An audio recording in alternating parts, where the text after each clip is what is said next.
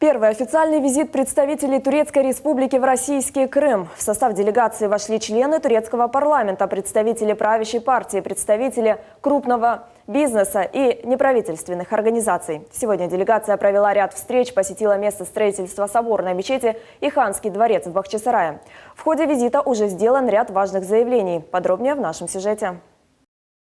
Почетных гостей встречали с 3 флагами – российским, крымско-татарским и турецким, как символ мира и прочных взаимоотношений между народами. Крымско-татарские общественники вручили делегатам памятные подарки. Иностранная делегация насчитывает около 30 человек. Глава турецкой делегации Хасан Чингис отметил, что день приезда представителей Турции в Крым войдет в историю.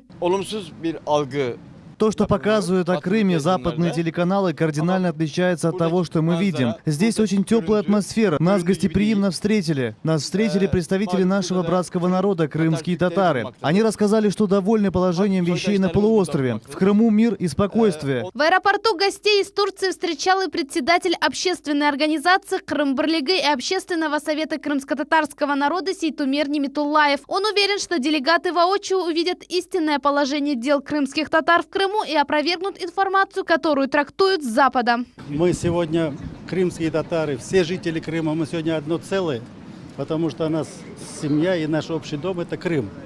И мы им покажем, сколько сделано за 2,5 года, сколько законов принято, как мы живем, здравствуем, что у нас никаких гонений, ничего нет. Они поедут, об этом доложат, выступят у себя на Конгрессе, доложат президенту. И они хотят сюда влаживать инвестиции. Очень много влиятельных бизнесменов едут. Вот над этим мы будем работать. Сегодня первым делом делегация посетила место строительства будущей соборной мечети в Симферополе. Глава турецкой делегации в Крыму, руководитель Турецкой ассоциации евразийских правительств оценил масштабы строительства и пообещал сделать все возможное, чтобы на ее открытии присутствовал президент Турецкой Республики Реджеп Таyyip Эрдоган.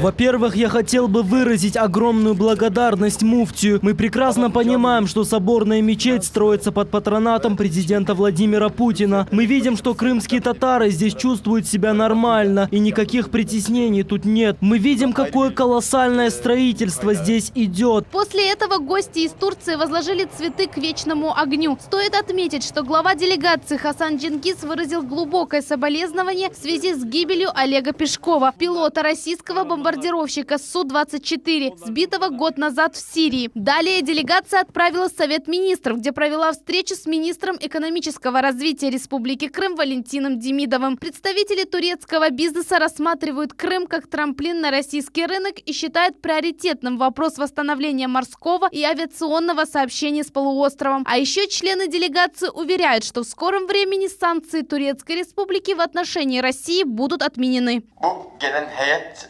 Наша делегация является первой делегацией. В ближайшее время в Крым прибудет еще официальная делегация. Одной из больших проблем являются санкции. И мы видим, что шаг за шагом вопрос о снятии санкций с Крыма в Турции решается. В свою очередь, министр экономического развития Республики Крым Валентин Демидов отметил, что визит делегации позволит создавать выгодные инвестиции на полуострове. Экономика первична, и конкретные дела, конкретные реализации бизнес-проектов, они сделают, так сказать, свое дело, и санкционный режим, который искусственно навязывается западными странами, он постепенно уйдет, и о нем все мы забудем, будем работать и развивать наши отношения. Особенно интересует турецкую делегацию положение крымских татар. Сегодня вечером гости из Турции направились в Бахчисарай, где посетили один из древних памятников крымско-татарской культуры – Ханский дворец. Султания Есетакаева, Айше Шулакова, Гульнара Каримова, Энвер Аблезис, Аким